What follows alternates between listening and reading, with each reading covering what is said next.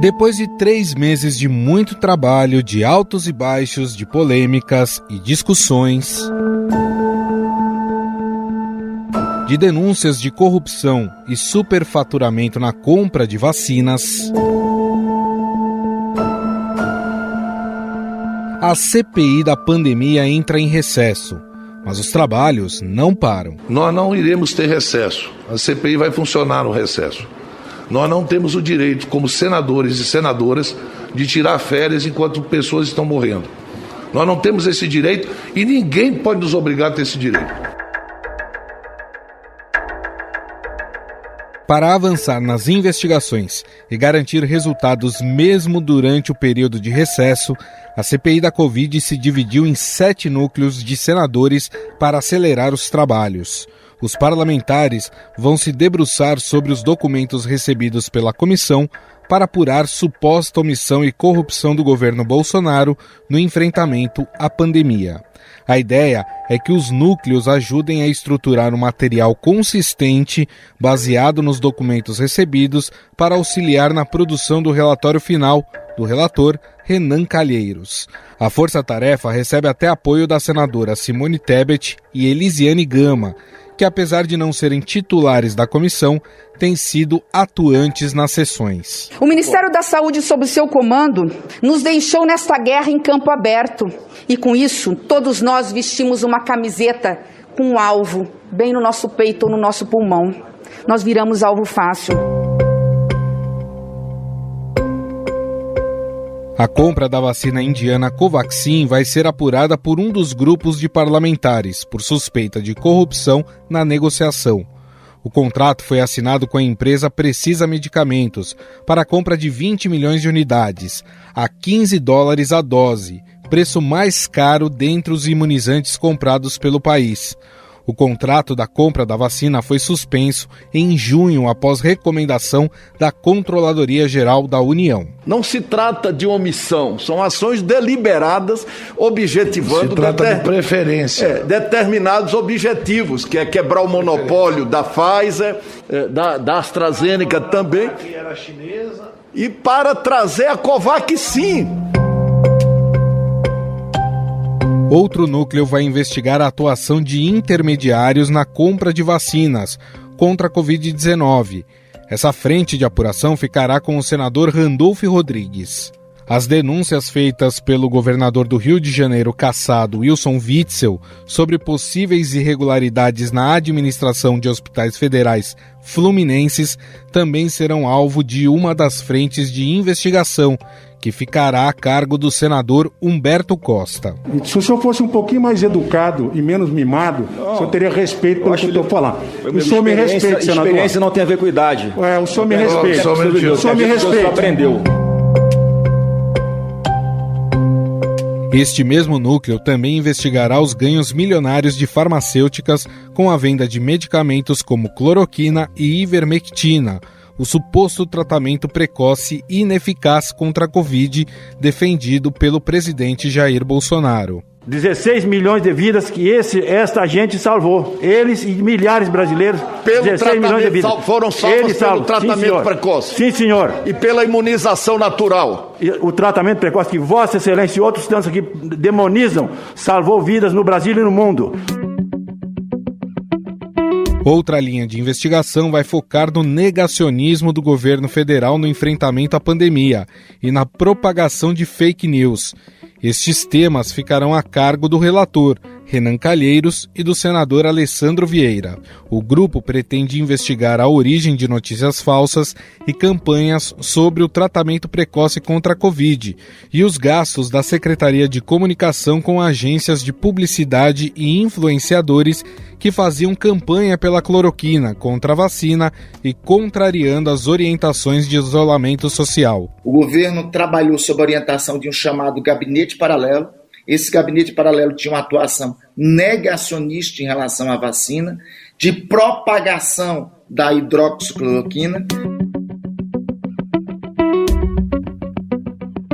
O senador Otto Alencar ficou responsável por um subgrupo que vai apurar o aplicativo Tratikov, lançado pelo Ministério da Saúde, que indicava o uso de medicamentos sem comprovação científica. Também vai apurar a omissão e a negligência na compra de vacinas, o estímulo à imunidade de rebanho e a crise do oxigênio em Manaus. Naquele dia que foi apresentado e foi feita o roubo dessa plataforma, e foi feito um BO. Foi feito o quê? O roubo? Foi roubado. Foi roubado? Foi. Ele pegou esse diagnóstico, alterou com dados lá dentro e colocou na rede pública. E para entender esse emaranhado de grupos e o andamento das investigações da CPI, mesmo durante o recesso, vamos conversar com a repórter de política do Estadão em Brasília, Júlia Afonso. Tudo bem, Júlia? Tudo bom, Gustavo? Como é que você tá? Também, tudo certo. Bom, eu vi que a CPI vai se dividir ali em grupos para poder analisar vários braços, né, em relação ao que aconteceu na gestão do governo federal no combate à pandemia, né? Teremos a investigação sobre compra de vacinas, teremos investigação sobre fake news, tratamento precoce, enfim. De fato, Júlia, a quantidade de provas e de documentos levantados pela CPI se fez necessário não apenas que os senadores tenham que trabalhar no recesso, mas também dividir grupos de trabalho? Exatamente, Gustavo. Como você bem lembrou, a gente está num recesso de 15 dias da CPI, que começou na semana passada, então a gente não tem aqueles depoimentos terças, quartas e quintas e às vezes sextas-feiras. A CPI, ela não parou nesse recesso, e de que forma?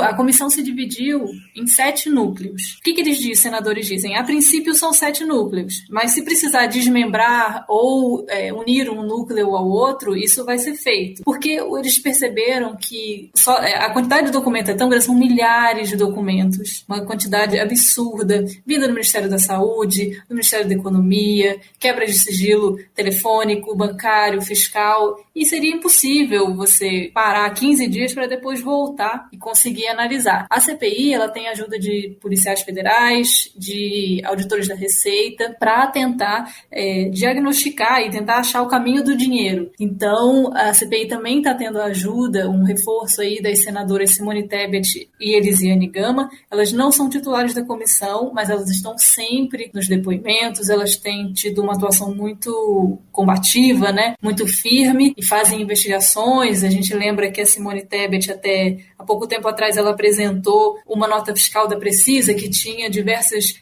suspeitas de irregularidades durante uma sessão. Então, elas também têm feito esse trabalho para tentar estruturar todos os documentos que foram recebidos num material consistente para auxiliar na produção do relatório final do relator Renan Calheiros. E como tem sido esse auxílio, ou como vai ser esse auxílio da Polícia Federal? É para fazer o cruzamento dos dados obtidos com os dados oficialmente divulgados? Como é que isso é feito? Por exemplo, você tem uma quebra de sigilo fiscal, uma quebra de sigilo bancário ou telefônico. Então, a Polícia Federal ela tem meios, por meio de software e além da expertise dela, para cruzar esses dados. Por exemplo, a pessoa A ligou para a pessoa B. Quem são essas pessoas? Por quanto tempo elas se falaram? Será que elas têm alguma ligação?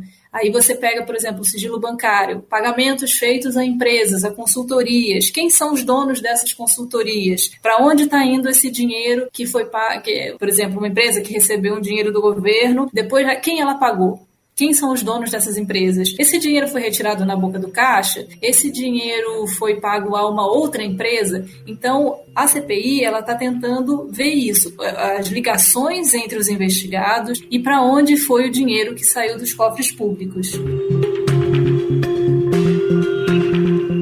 De De certa forma, também essa divisão em grupos, né, para poder avaliar cada braço, né, como eu falei, dessas investigações que estão sendo feitas na CPI da Covid, também é para dar um norte para a CPI quando voltarem os trabalhos presenciais, os depoimentos, porque chegou um momento ali que parece que a coisa ficou meio bagunçada, não se sabia muito para onde ia a CPI.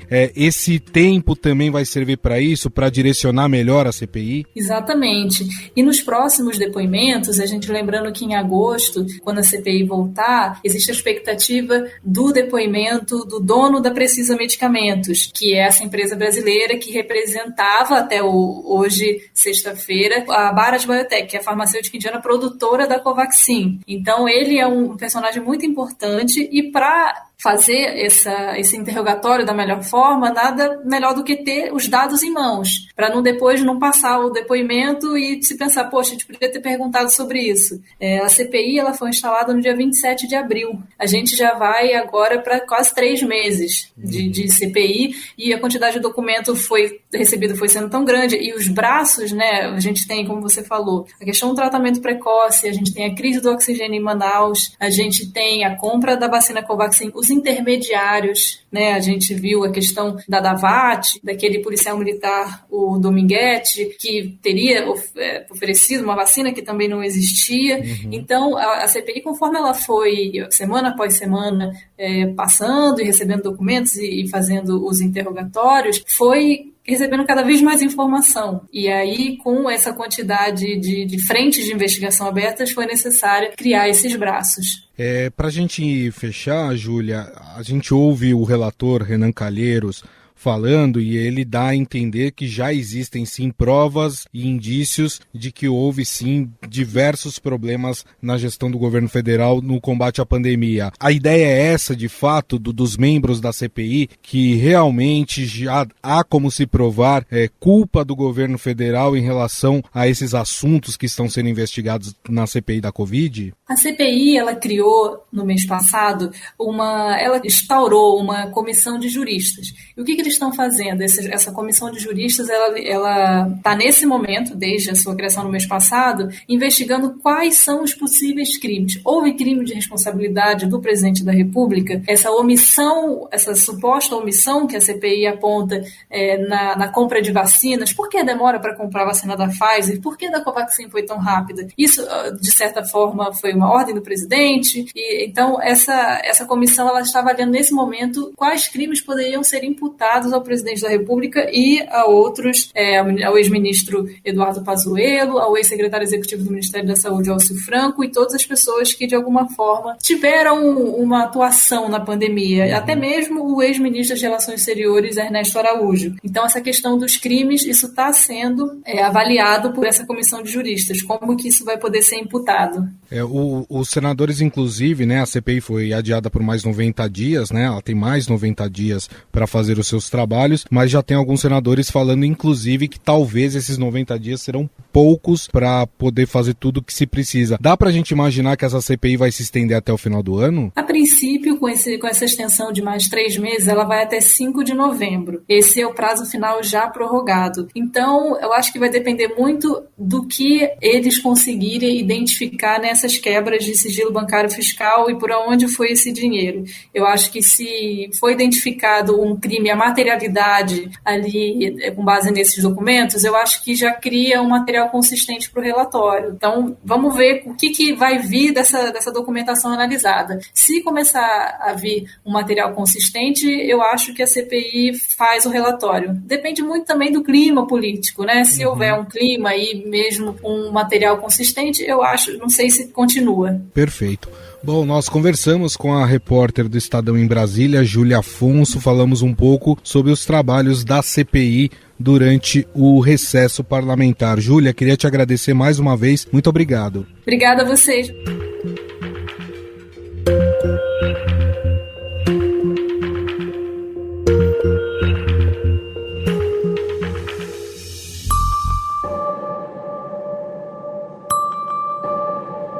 A A atuação de um general da ativa, Eduardo Pazuello, no comando do Ministério da Saúde durante a maior parte da pandemia, fez com que as investigações da CPI atingissem uma importante base do governo de Bolsonaro, os militares. Pelo menos 3 dos núcleos estão apurando fatos diretamente ligados à atuação de integrantes das Forças Armadas. Há a presença de militares na tentativa da empresa Precisa Medicamentos de vender doses da vacina indiana Covaxin no Ministério da Saúde. Foram alteradas a coordenação financeira, que é o tenente-coronel Marcelo Costa, se eu não me engano o nome desse, e alterada a coordenação de logística, que é o tenente-coronel Alex. O secretário executivo era o senhor Elcio Franco? Sim, senhor.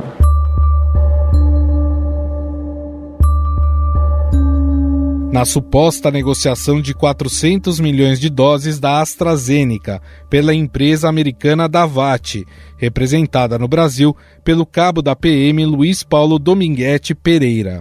Excelência, a informação que veio a mim não foi o nome propina, tá? Ele usou comissionamento. Ele se referiu a esse comissionamento sendo do grupo do Tenente Coronel Blanco.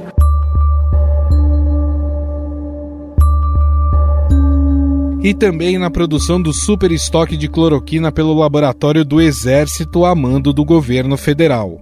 Agora vamos conversar com outro repórter de Brasília, o André Schauders, que está a par do envolvimento de militares no Ministério da Saúde e nas negociações de compra de vacinas. Tudo bem, André? Olá, tudo bom, Gustavo? Tudo jóia por aqui? Tudo bom, ouvinte?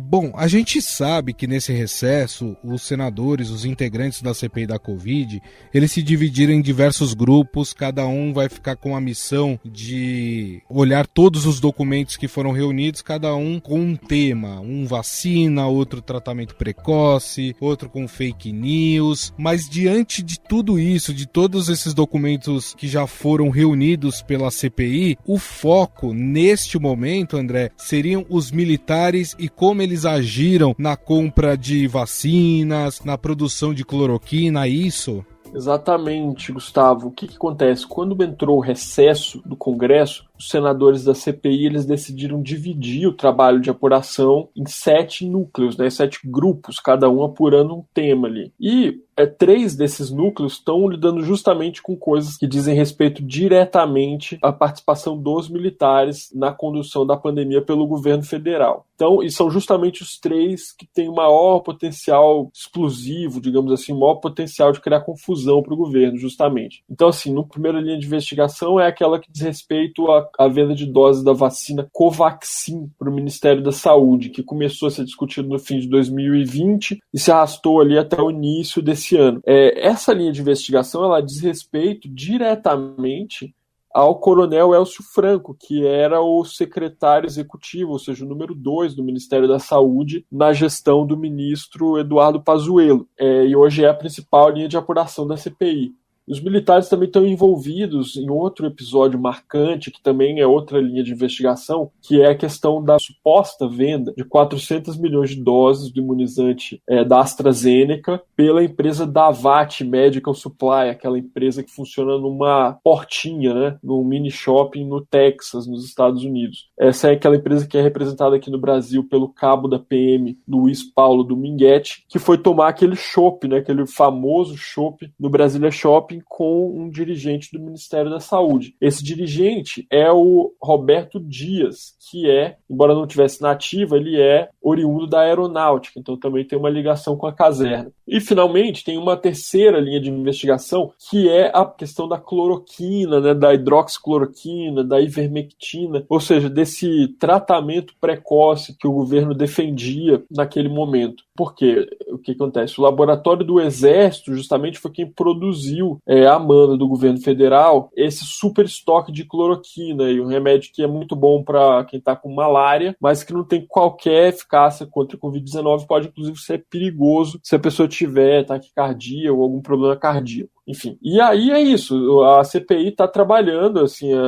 embora não tenha as reuniões, não esteja acontecendo, né, mas a CPI está em andamento, os senadores estão analisando os documentos e vão continuar avançando nesse tipo de apuração até o começo de agosto, que é quando volta o trabalho mesmo do Senado. Tem pelo menos 7 militares que já foram citados, né, na CPI da Covid, nessas suspeitas, né, de corrupção. Os 2 principais são esses que eu citei, que é o Elcio Franco e o Roberto Dias, mas tem outros também. Então a gente tem, por exemplo, o coronel da reserva do Exército, Marcelo Blanco, também estava nesse jantar aí com o Chopinho, com o Dominguete, enfim, e alguns outros que também participaram das tratativas, digamos assim. E a ideia nesse recesso, Chalders, é reunir o máximo de informações para ir muito mais bem munido, vamos dizer assim, na volta dos trabalhos presenciais, quando algumas dessas figuras, desses personagens serão ouvidos novamente? Pois é, alguns deles vão ser reconvocados, já é dado como certo, né? E uma coisa que é dada como certa também, Gustavo, é o seguinte: em algum momento vai ter que ser ouvido o ministro da Defesa, Walter Braga Neto, general. Ontem eu conversei com alguns senadores da CPI e o que eles contaram assim, em off é que realmente diante do episódio revelado pelo Estadão na reportagem da Vera Rosa e da Andresa Matais, da pressão do Braga Neto, né, pelo voto impresso, que a vontade da CPI de ouvi-lo aumentou. É lógico que assim, ele não vai lá para falar diretamente sobre isso, ele vai lá para falar sobre o fato dele ter sido colocado, enquanto ele era da Casa Civil, ter sido designado como responsável por coordenar os esforços na resposta da Covid-19. Mas, assim, é inegável que a vontade dos senadores de ouvi-lo aumentou bastante depois desse episódio que o jornal revelou. Na verdade, o Braga Neto seria ouvido na CPI da Covid, mais por causa daquela nota em tom de ameaça que foi feita a senadores da CPI, quando o senador presidente, Omar Aziz, falou sobre militares que estariam sujando o nome da corporação. Seria nesse sentido que ele seria ouvido? Assim, o que acontece? O Braga Neto, quando começou a pandemia, o presidente Jair Bolsonaro criou um comitê de crise da pandemia, que chamava na época. Isso foi lá atrás, lá no comecinho. E o Braga Neto era o coordenador desse grupo, entendeu? Então esse é o argumento da CPI para ouvi-lo, né? É lógico que isso aí que você mencionou também é muito importante. Assim, vamos lembrar, ele tentou intimidar o presidente da CPI, o senador Omar Aziz, né? O Omar Aziz foi lá, fez uma crítica, né, ali aos militares, fez uma menção aos militares, a banda podre das Forças Armadas, uma menção, digamos, muito cautelosa até, eu acho, Gustavo, que a gente pode dizer, foi bastante contido, o senador foi bastante cordato, né, e mesmo assim ele recebeu em resposta essa nota aí, bastante agressiva e tal, que foi considerada uma tentativa de intimidação pelos senadores. Bom, este é o repórter André Chalders, repórter do Estadão em Brasília, que nos trouxe aí algumas informações sobre os militares que estão na mira da CPI da Covid. Chalders, queria te agradecer mais uma vez, muito obrigado, viu, pelo espaço. Opa, eu que agradeço, Gustavo, muito obrigado, viu? Valeu!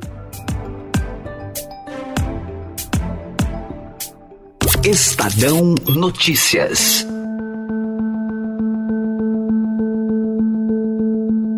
O Estadão Notícias desta segunda-feira vai ficando por aqui. Contou com a apresentação minha, Gustavo Lopes. A produção é de Jefferson Perleberg, Ana Paula Niederauer e Rafaela Barbosa. A montagem é de Moacir Biasi. O editor do núcleo de áudio do Estadão é Emanuel Bonfim. E o diretor de jornalismo do Grupo Estado é João Fábio Caminoto.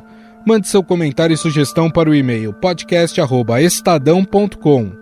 E agora, você acompanha mais um Drops do projeto Vozes Negras, comandado pela cantora e apresentadora Paula Lima. Doritos oferece Vozes Negras. Drops Vozes Negras. Olá, eu sou Paula Lima e estamos iniciando mais uma semana de Vozes Negras. A voz homenageada é a de Elza Soares, a grande dama da música preta brasileira. Hoje, ela fala sobre sua estreia como cantora nos anos 50. Paula, que prazer falar com você. Ali Barroso tinha um programa de rádio, que era Calor de Desfile. Fui lá, cantei, ganhei nota 5. Gente, cantei lama. Se quiser fumar, eu fumo. Se quiser beber, eu bebo. Não interessa mais ninguém. O Ari falou, senhoras e senhores, nasce uma estrela. Ó, gente, olhei para o céu, não vi estrela nenhuma. Era eu que estava nascendo.